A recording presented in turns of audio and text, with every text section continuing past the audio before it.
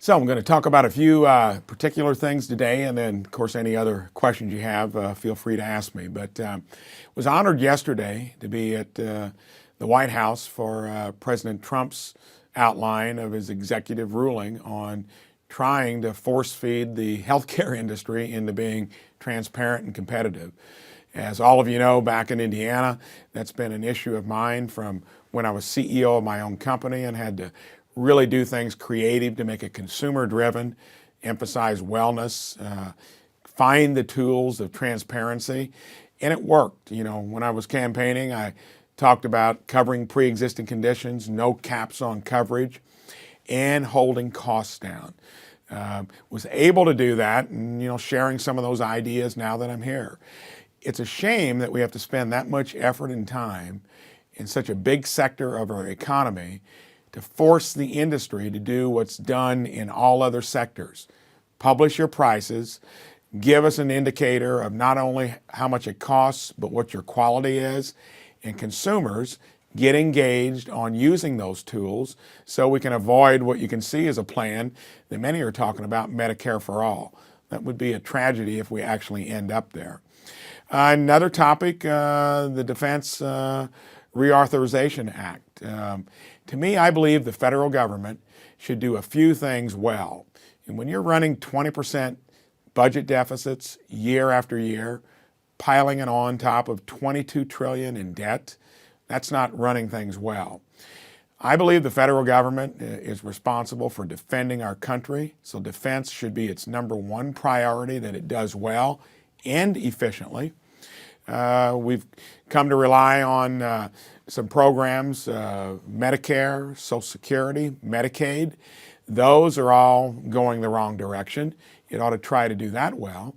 And then infrastructure. Infrastructure's been something that, of course, we in Indiana took it on back in 17, and we'd be a good example of where maybe states need to weigh in more on it. But when it comes to defense, even though I categorize it as the number one priority of the federal government, I'm going to be right in there with former Secretary of Defense Mattis, Admiral Mike Mullen. It says our biggest threat to national security is the financial integrity or the lack of it in our federal government. So when that comes up for a vote, even though I'm for raising the wages of our troops, I'm for making defense our top priority, fund it, it needs to become more efficient and be part of the total budget, domestic and mandatory spending, where it lives within its means. If not, we're going to have a cataclysmic event down the road that most here seem to not really be aware of. I think they've nestled in to where they become immune to it and do the same thing year after year with budgets, of agreeing with the other side to give what they want, give to the American public another $1 trillion deficit. That is not going to work, and I think those chickens are going to come home to roost more quickly than what many think. We will completely deplete the Medicare Trust Fund in 2026, and we'll be lucky if we don't have an interest rate and debt crisis before that. So there you go. That's why I will be voting against the Defense Reauthorization Act at $750 billion, because it busts the budget along with what the Democrats are going to be for on the domestic side. I'm sorry, this is Bob Montgomery from WSBT, CBS affiliate South Bend. And I wanted to also talk to you about a concern right now concerning the Defense Department, and that's the lack of a defense secretary. We're going on 6+ months, as you are all very well aware. The more recent nominee has pulled his name, and to this date we don't have a person who is in charge. The last person who was is the person you just mentioned, former Defense Secretary Mattis. We're at a critical time right now. We have high tensions with Iran. We have troops on the border. Are you concerned about this lack of leadership at the Defense Department right now, and how much longer can this go on before it also becomes a critical national issue? Well, that's such an important slot, and no, we do need to get it filled. I feel we'll get a good candidate for it. I think everybody was kind of blindsided what happened with acting Secretary of Defense Shanahan, but those things will happen. again, when it comes to staffing the government, whether it's in the Defense Department or any place, there's been also a lot of resistance to putting people in place through the process that we use here in the Senate. Thank goodness those rules were changed a month or month and a half ago, so we are making great headway on the executive calendar. But no, there's no way to spin it any other way. We need strong leadership there, and I trust that the administration and President Trump will be addressing it soon. This is Chris Davis with. Well, I was just going to ask my secondary in order of. here. Go ahead, Bob. Yeah, sorry. I was just asked my secondary question. I'll get out of your way. This one is related to immigration reform. I mentioned the troops on the border recently. We saw what was happening. Wanted to get your reaction to the report of the Texas facility that apparently, according to some of the analysts there, were deplorable conditions. The children are being moved to Health and Human Services facilities now. Wanted to get your reaction to them being in that condition in the first place. And a secondary issue along the lines of immigration. The president has talked about the possibility of moving forward on this massive illegal immigration sweep coming up within the next 2 weeks or so. Do you think that's the right move for the government to be taking right now, or do you feel like this is something that should be discussed further? Everything you've described there has some element of chaos to it, and it all originates from the fact that one side of the aisle has now decided over the last year and a half, where they've been all on record that border security was such a big issue from the security angle and the humanitarian crisis angle. That has all changed because it's been a pure political calculation that basically open borders and or doing nothing, will benefit them in the long run. I really believe that's been a critical mistake and a risk that they've taken, because I think that's tilted on the side of the president as one of his key campaign issues, and that's why it's devolved to some of these things you're talking about. Until there are the resources and Democrats get back in line with where they were on record, that border security is a big deal, I don't see this dynamic changing a ton between now and the election. It'll be another thing that gets litigated, through the election in 2020. The conditions on the border, whether you take the thing you just described or what you do with people that get released into this country, you just keep doing that because now the whole border is being gamed by the drug cartels and other nations that know you can get in and you get released, basically with impunity and no accountability. It's a shame that we're at this point in time. Again, when so many on the other side had public opinions backing it with resources that they would commit to it that were so much different just a year or so ago compared to what it is now. Follow up, though, the massive immigration sweep that's being discussed from the White House that was delayed just a few days ago. Is that the right approach if it does happen within the next 2 weeks? Whether that's the right thing to do between now and when we do something comprehensively with the border, I think we are going to be cascading towards those kinds of issues in consideration, because one side of the aisle has just said, hey, we're going to be happy with the status quo. It benefits us politically, and it's going to create more situations like this. I don't blame the president on trying to do something to enforce rules that put more sensibility into border security. And of course, we're going to be grappling, and I think even the Democrats there are going to come forward to help on the humanitarian issues. But it needs to be comprehensive. I think more than 50% of the American public believes we do need a border that we secure, and that we here in Congress do something different from what's been happening over the last 4, 6, 8 years on any issue. Don't keep kicking it down the road. Do something. Senator, thank you. And we have a hard out for Senator Braun at 11:20. Warren, you go ahead. Yeah, just a quick question. Let's start off with the defense authorization, if we could, Senator. You said you want the military to live within its means. Specifically, where do you see areas that the military could be cutting back? I haven't been here long, and I knew it way before I got here. But the federal government in its entirety. I remember in the first debate we did in the primary, I was asked, what would you do to bring budget deficits under control? They thought I was giving a glib, quick answer by saying cutting it across the board. If we don't do that, which would be something any CEO would do, which is something any local government would do, our state government would do it back in Indiana, and when you're talking about what we recently voted on, when Rand Paul ran the pennies plan through, which means if you cut back 2% a year, you can actually solve the deficits in as little as 5 or 6 years. That would be within the realm of easy in any other place other than here. So, when it comes to defense is part of the federal government. And even though I think it's important and I think we need raises for our troops and the people that put their lives on the line, if we keep defending things that are our favorite projects without taking it into the entirety, we're not going to turn around trillion-dollar deficits. We're going to end up with a calamity of either a debt placement crisis or we'll start completely depleting all of the trust funds that are there that people have paid into for a long time. So I don't think we can go anywhere unless we start putting the things that are most important to us on the firing line and then challenge the other side to do the same. It would not be very painful through freezes or 1% cutbacks to start bringing the whole government into accountability like anybody else would in any other entity. Okay. And my second question, this is going to be a little bit of a shot in the dark and kind of out of left field, but I'm not sure if you're aware of the tragedy we had here in southwestern Indiana last night with an 11-year-old Girl Scout who was killed at Camp Cook in Perry County.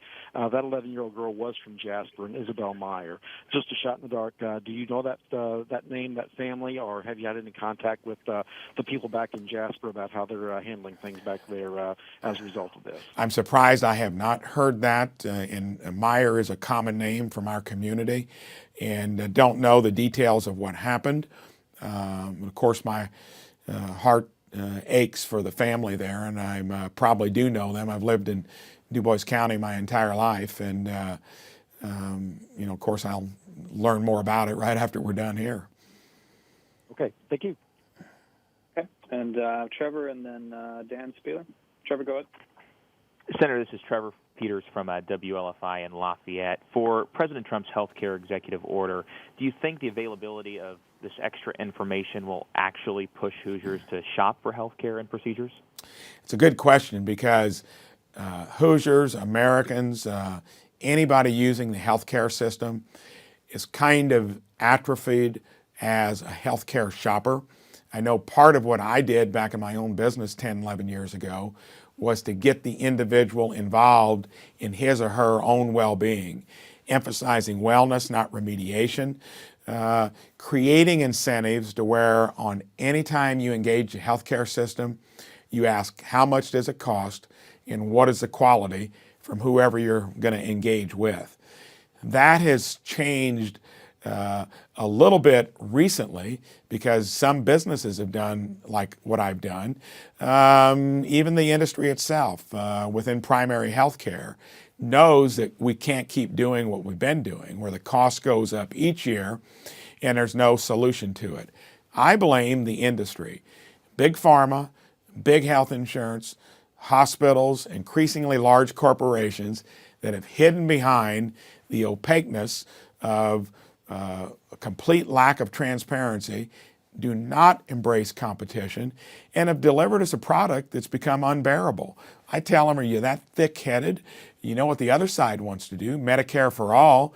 Your business partner will be Bernie Sanders and a one-payer government system. That does wake them up. Hopefully they're getting the cue from senators like me, from the White House, start fixing this on your own. I don't think we can legislate the system into functionality before the other side's point of view might weigh in and take over the day. And to be honest, many businesses that they think are defending the healthcare industry are getting tired of messing with it. So there's a short window here, I think, to either fix it, keep the best of it, or go to a drastically different system that I think everybody will regret once we go to it. So then a follow-up to that for my second question, with medical procedures needed without much notice, like a heart attack or so, how can we help those patients who maybe don't have the time to shop around or ask the questions about quality or cost? There needs to be a better way, and surprise medical billing is something that's on the table in this year's bill that's going to get marked up this week on the committee I'm on, Health, Education, Labor, and Pensions. Got a lot of my ideas that are going to be incorporated into it. That is one that, in general, again, due to the fact that there's no transparency, and when you need emergency services, even the emergency component of healthcare could be a lot more transparent to where people know a little bit about it, and you might have other alternatives than having to go to the emergency room at a hospital.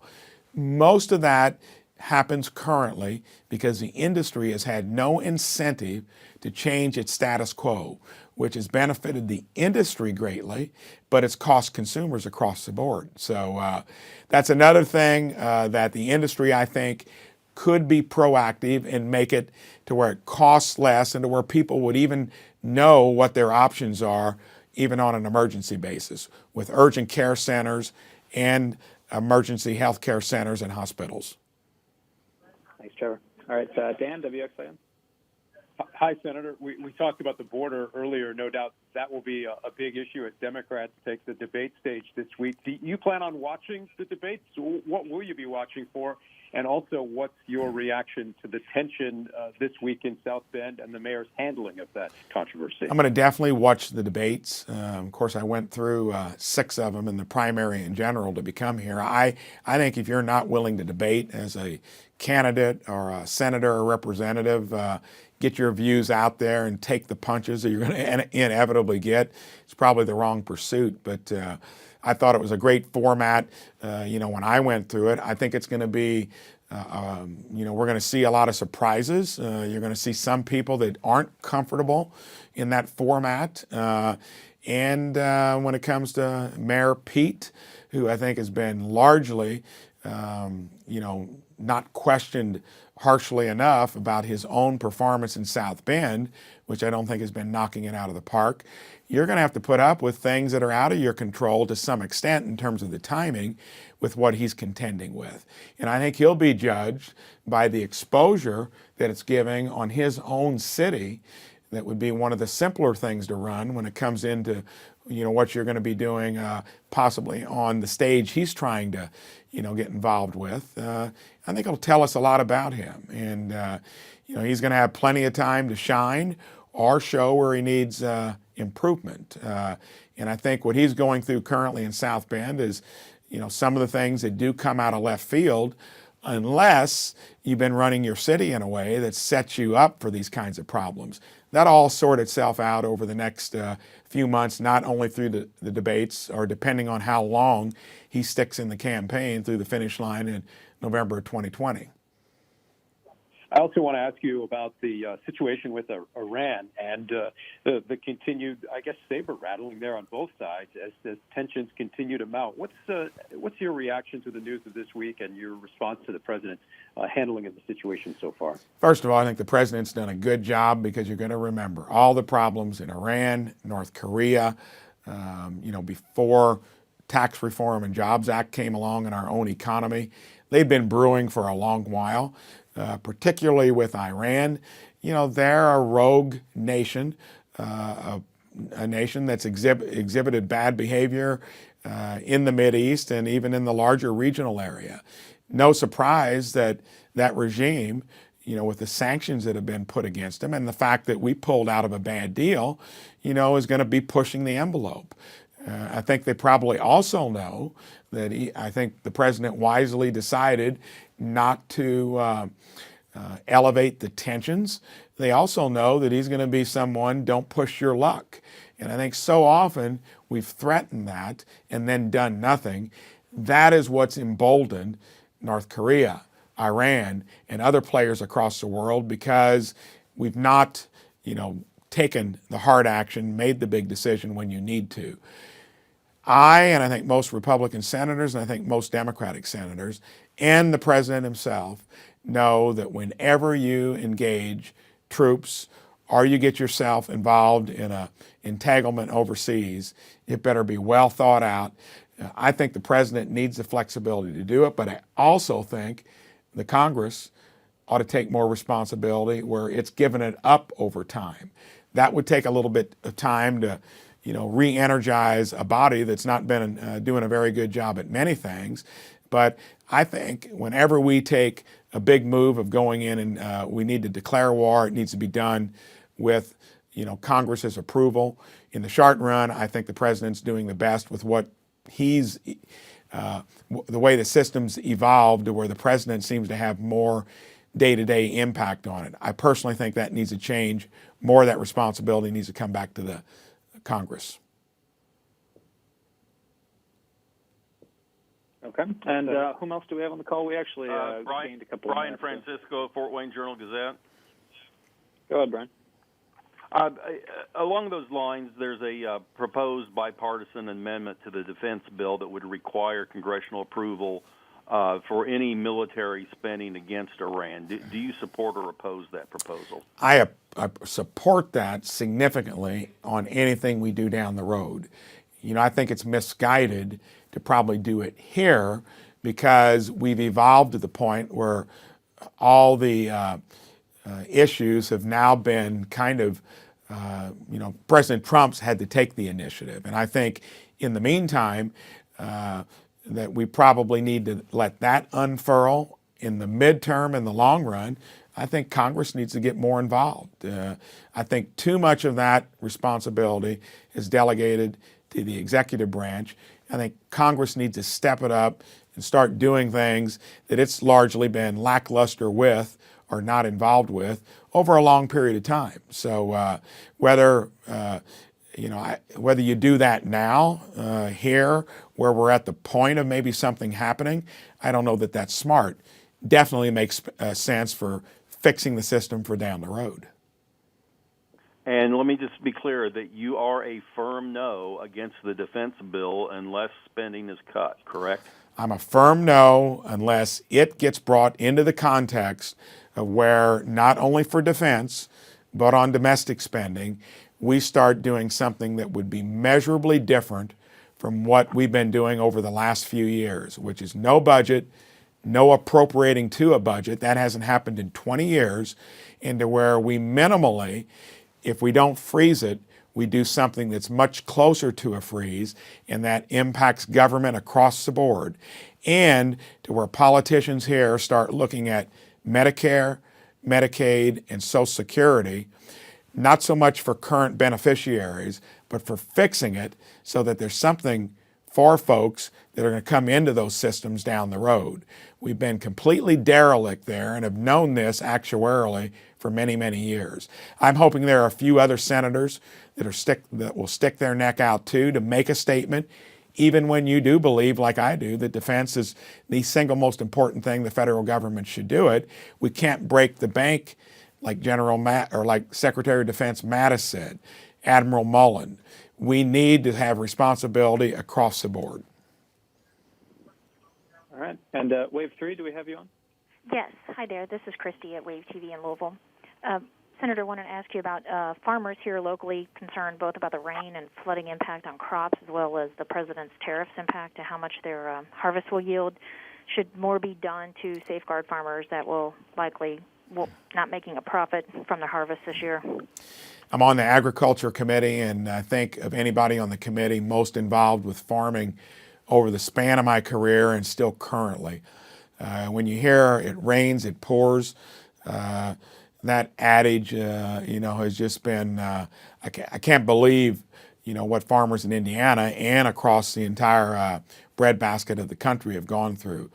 Many small businesses, got to be the highest risk pursuit of any type of business that you can engage in. Tariffs, yes, were the counterpunch from the Chinese. Farmers being one of President Trump's most loyal groups, most philosophically are with him. But I think farming, once we get through the tariff issue and hopefully we get the USMCA across the finish line, Mexico has ratified it, Canada will, It'll be a slam dunk in the Senate. It's up to Nancy Pelosi not to play politics with it in the House. That'll be a breather. That'll at least get something back to normal. Farmers are dealing with a much deeper situation than tariffs. That's a current salt in the wound. It, like healthcare, is more dominated by huge corporations that sell all the inputs.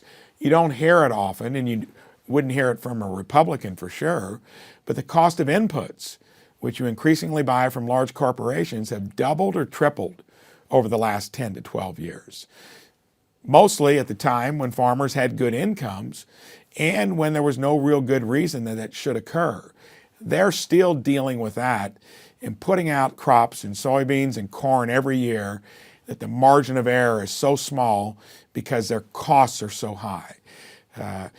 I at least understand that, and yes, we do need to get some of these extraneous factors out of the way because the weather and the poor markets and the fact that it's dominated by large corporations will still be there. I ask the people that sell inputs to farmers to maybe be the ones that step in and ease the burden over the next few years until the markets get better.